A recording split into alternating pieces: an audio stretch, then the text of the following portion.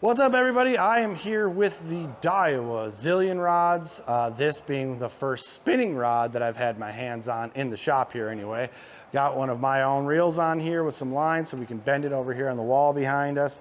This is a Lite model. If you're not familiar with Lite technology, that's a Steez technology in the Daiwa family. It is graphite, low modulus, so like glass action, blank technology, but in graphite, so you don't get that big fat blank and you don't have the deadness of glass, which I know a lot of purist glass anglers like that dead feeling. I personally don't. So I've always been a fan of the Lites. I own an old Steez casting model in Lite, a real short one that I used for jerkbait fishing for a long time. That I like quite a bit. This one here being a 7-foot medium light regular action. So we've got a medium light power and a moderate action due to the fact that this is Lite and it's 7 feet long.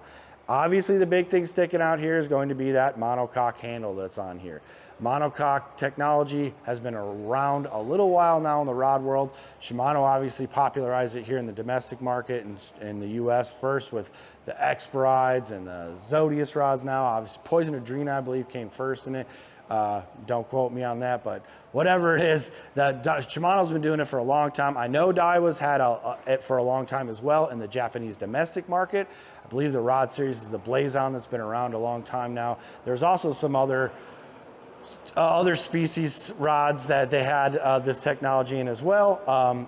But I know even some European rod manufacturers have used it as well. I do like it. It does look really rich, and it does make sense on the rods. It feels good so far. I've been impressed with these rods in hand. They do have cork foregrip style reel seats on them, which I'm a big fan of. I've stated that a lot. If you're not a big foregrip person, it is decently comfortable splitting your fingers on it back here. They did do a nice job on that. The curving's really nice on this reel seat. It does feel quite nice if that's the way you like to hold your rod. They do feature Fuji tangle-free Alkanite ringed guides on them, and we are ready to bend this Lite rod. Should be an interesting one, being that this is a graphite moderate action spinning rod. Pretty rare. All right, as promised, I'm here with that Zillion 7-foot medium light regular action or moderate action Zillion Lite rod. Obviously the thing that sticks out the most, as I mentioned before, is that monocoque handle. This model, very strangely, just for the eye test, has a very long rear monocoque grip on it. So very strange to see how long this is in person when I saw it when it showed up, but it does make a lot more sense once you actually get a reel on it and you're holding the rod. Being the fact that this is a lower modulus graphite, so that it has a lot more bend and forgiveness to it, it does aid in balancing the rod out quite a bit. So as you see here with this lightweight reel I've got on here, it's balancing. I could probably get my finger back quite a bit more, even on the front of the foregrip there. So when I'm holding it, the way I hold it naturally, this feels extremely well balanced. And I think a lot of that's due to the fact that it has this long monocoque handle on the rear. So what are some applications for a 7-foot moderate action spinning rod? Well, I'm sure some of you have some ideas and I have some as well. Let me tighten up the drag here a little bit.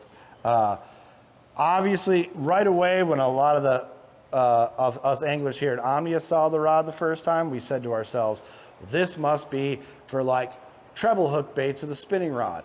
If you think of today's forward-facing sonar world, you think of things like a jig and wrap or a blade bait or just a lipless, small liplesses on forward-facing sonar, spy baits, even jerk baits, which do get deployed a lot more with a spinning rod than I think people realize. This is going to aid in helping you land those fish at a higher percentage, especially with small treble hooks. The action of the rod is clear as can be, moderate, okay? If I just bend my wrist, half the rod bends. So typically what I was saying, like with the previous models of this rod, as soon as I bend my wrist with the fast action, you only see that top third of the rod bend. I bend my wrist on this one and half the rod's bending right away. Let me do a harder hook set here on this. As you see, this rod has an absolutely perfect moderate action to it. It is bending all the way down. The more pressure I put on it, the further down it'll bend. So if you are somebody who's looking for a rod to up your landing percentage in your spinning game, this is an absolutely perfect rod for that application.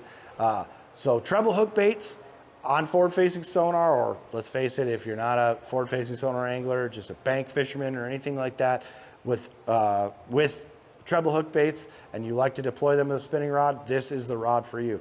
I will say, picking this rod up without a reel on it and without line on it, anything like that, this was my least exciting rod of the bunch. And after putting line on it and us all playing with it, this is becoming the most intriguing spinning rod of the whole bunch that I've touched so far. I really do think, even though the applications don't seem like they're super wide for me with this, the more I play with it, the more I think this is a pretty unique, very cool rod. Kudos to Daiwa for kind of changing the norm here and coming out with a moving bait spinning rod. So cool stuff here from Daiwa. Check out the Daiwa Zillion Flex Lite, 7-foot, medium light, regular action Zillion rod.